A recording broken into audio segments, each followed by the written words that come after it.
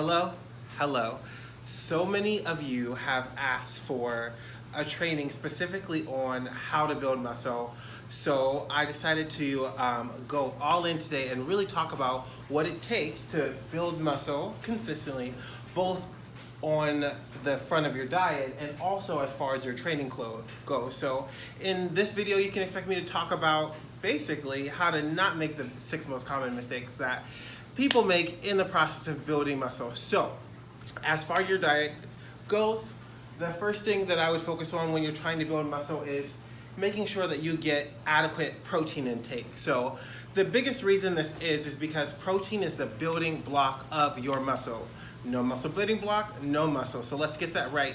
If you don't know how to calculate how much protein you should be eating, it's 0.8 times your body weight in grams, and there's also another resource inside this Facebook group that's called How to Calculate Your Calories for Fat Loss, which will also have a formula in there that teaches you how to do that for reference. So once we've got protein right, the next thing that I would focus on is creating a caloric surplus. So for the most part, you will only grow muscles when you have a little extra room in your calories. So for most people, the way that you do this is by calculating your TDEE and then just adding a moderate amount of calories on top. I won't tell you how to do that in this video because it can be customized for people, but I want to give you a good starting place. So once again, inside that how to calculate your calories for fat loss resource guide, I also teach you how to calculate your TDE, and you can use that as a great starting place.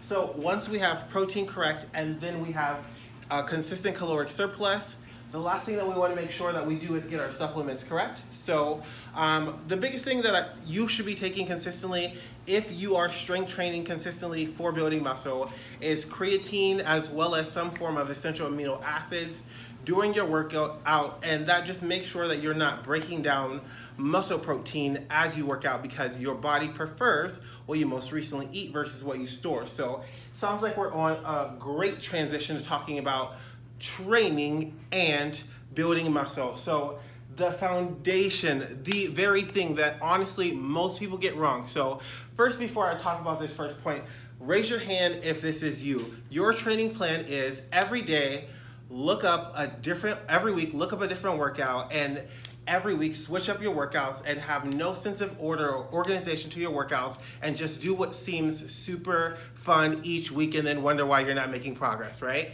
Like, I don't mean to come for you directly like that, but this is what most of my clients are doing before we work together. So progressive overload, the simple term for that means that you are getting stronger at specific exercises over time. So one of the easiest ways to do this is to give you an example. When you're doing a bench press, if the weight is 130 pounds and you have a 4-week training phase of bench press, if you're going to do 130 pounds all 4 weeks, then if you started at 8 reps, the next week you need to try 9, and the next week you need to try 10, and the next week you might want to try 11, and so forth and so on. And the other way that people do that obviously is by increasing the weight. But if you're not increasing your time over tension, the weight that you're using, or your overall resistance, so number of reps in your workouts strategically over time, you are not building strength. And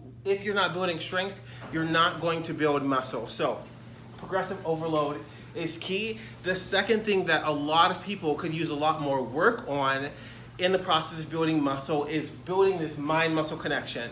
So a lot of people may have heard this term, but this is really about being present in your muscles when you're working out. Now, I know this can sound like some out there shit, but honestly, it's the biggest thing that transforms your results.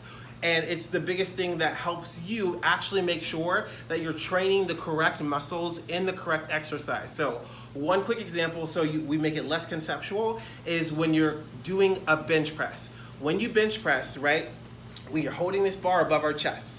And with the bar above your chest, you can feel your pecs contracting, and you'll feel your pecs stretch open as you lower the bar down to your chest. You're feeling the tension in your chest the whole time as you lower, and then you're squeezing the chest actively again, feeling your pecs crush together to press the bar to the extension, if we're just flinging from one position to the other without actively feeling the stretch and contraction of our muscles in our workout, chances are you're not getting the full potential of the workout, and you're probably overtraining some of your accessory workouts. So muscles that are involved in that exercise, for example, why a lot of people feel pain in their shoulders, or where their triceps insert into their elbows, because it's using too much tricep versus feeling that stretch in the pec. So that's mind muscle connection. And the last thing that you really want to focus on is exercise selection. So this third piece really requires being specific about your goals for